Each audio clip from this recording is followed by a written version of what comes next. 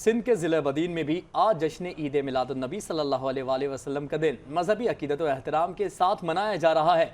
मरकजी जुलूस इस वक्त अपने रिवायती रास्तों पर गामजन हैं और जिसमें आशिकान मुस्तफ़ा सल्लल्लाहु अलैहि वसल्लम की बड़ी तादाद मौजूद है।